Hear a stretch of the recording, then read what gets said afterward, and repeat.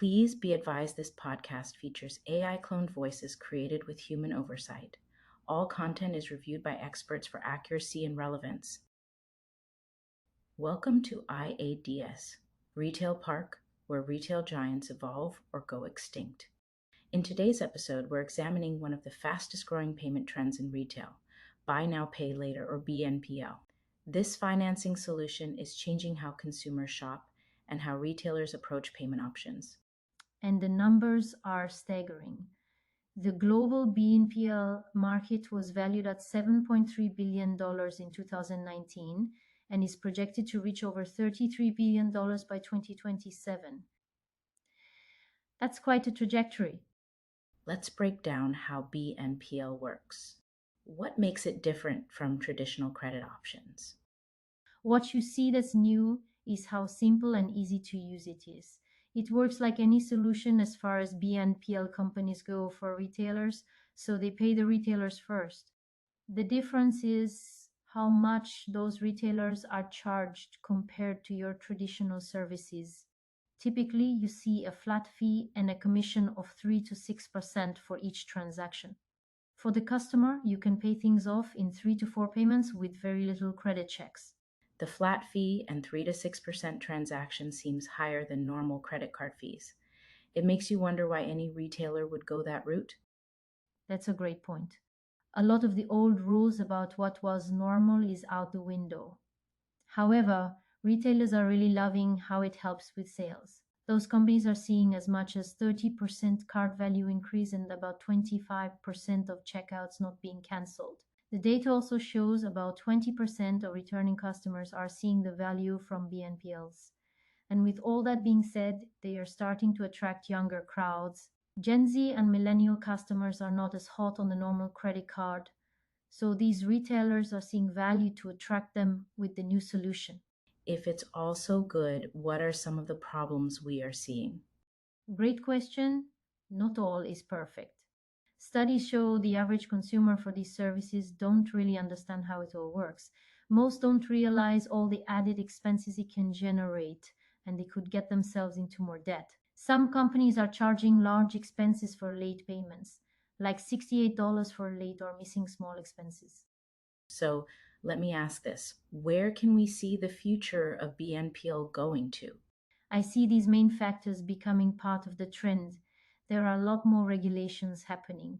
As a result, banks are starting to step in. This may very well change the scene as a whole. What are retailers' role here? What should they do with BNPL? The best thing is to see what Macy's is going to do. They partner with Klarna, but also wanted to invest in the company. The strategy seems to be all about integrating BNPL into their services. If they are able to make all those customers lifelong, could be a game changer. The important thing is to understand new customers and understand the benefits. Let's dig a little deeper into the financial mechanics. You mentioned the fees. Can you elaborate on how those fees are structured and why they present a potential dilemma for retailers? You bet. Like most payment solutions, BNPL firms are paying the full purchase amount upfront while charging fees to retailers. As far as the percentages that BNPL is charged, it really varies. There are a few that stand out like Afterpay, Klarna, and Affirm. From 3%, 6%, depending on what and how much the purchases are, as well as if there's a flat rate fee too. All that being said, this really affects that bottom line for margins. It seems that margins are already struggling, and this might make things harder. They really are. With subscription services becoming more prevalent, that consumer base is really having their pocketbooks hurt. Then there is e commerce that is really changing the game too, with how customers expect free and fast delivery. It is said that the BNPL solution seems more attractive to younger people. How are they working their magic? I see the most part being done with a great base of millennials and Gen Z members that all say it is easy with good word of mouth. A lot of people are learning about it with that method, and also thanks to the people on social media with advertisement. I'd say for those with challenges getting real credit, it is great. Social media sounds like it is a very important part to it all. Then again, it is everything these days. It really is.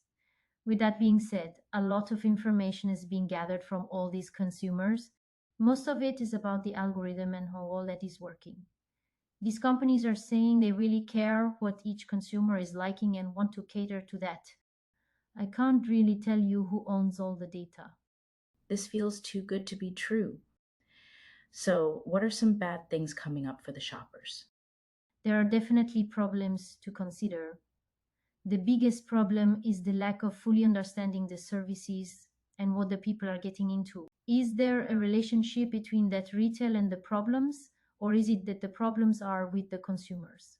So, it seems really easy to go down the wrong path with spending. Precisely. That's an important takeaway. Then there is if someone uses it for commodities. It's all good until they can't pay up the debt and the fees can really add up. What are the questions surrounding legal issues for the business? What are the challenges with policy? All in all, there are some issues that policymakers see as a problem. The real challenge is that a lot of people are saying that there needs to be responsible lending to people. Seems like there are a lot of banks who don't really want others getting in on their pie, too. It will be interesting to see how it is all changed in the future. It will be a battle for the ages. I can just see everyone trying to have their hand at the pie and trying to regulate what all can happen. And since every bit of data is good, it's like the land grab for success. To wrap this up and bring everything to a neat little bow, what is the overall best way for all this to look for BNPL? While BNPL comes with higher costs and some risks, it appears to be a necessary tool in today's retail environment.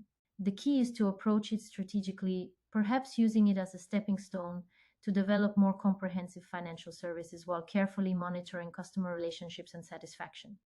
Thank you so much for giving us a breakdown of BNPL. And sure, no problem. Thank you for those listening in on IADS Retail Park. If you enjoyed this episode, don't forget to subscribe wherever you get your podcasts and leave us a review. Your feedback helps us continue bringing actionable insights. For more exclusive content, check out our Substack at IADS Exclusive Insights. Discover more stories and strategies focusing on the retail landscape. And don't forget to follow the International Association of Department Stores on LinkedIn for updates, insights, and success stories from the world's leading department stores.